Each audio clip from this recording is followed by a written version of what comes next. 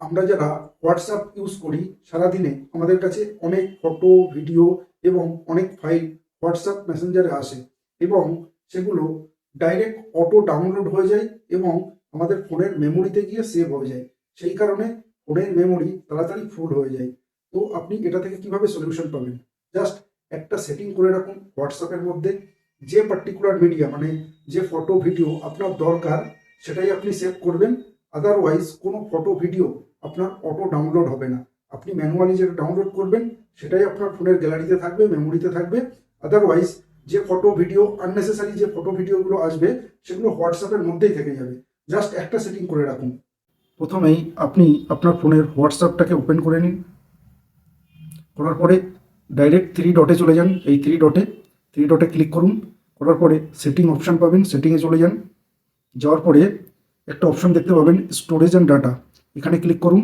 করার পরে এখানে একটা অপশান দেখতে পাবেন মিডিয়া অটো ডাউনলোড, উপরটা দেখুন মিডিয়া অটো ডাউনলোড। এখানে আপনাকে তিনটে অপশান আছে, তিনটে অপশানে ওপেন করে ঢুকতে হবে। দেখুন হোয়েন ইউজিং মোবাইল ডাটা, মানে যখন আপনি মোবাইলের ইন্টারনেট ইউজ করবেন তখন এগুলো অটো ডাউনলোড হয়ে যাবে। তাহলে আপনাকে কী করতে হবে, টিকগুলোকে আনটিক করে দিতে হবে, দিয়ে ওকে করে দিতে হবে। মানে মোবাইল ডাটা দিয়ে যখন আপনি নেট ইউজ করবেন তখন আপনার কোনো ফটো ভিডিও কিচ্ছু ডাউনলোড হবে না। আর একটা দেখুন হোয়েন কানেক্টেড ওয়াইফাই, তো এটাও আপনাকে অফ করে রাখতে হবে। মানে যদি আপনি ওয়াইফাই ইউজ করেন তবুও আপনার কোনো ফটো ভিডিও ডাউনলোড অটো হবে না, ম্যানুয়ালি আপনি যদি করতে চান।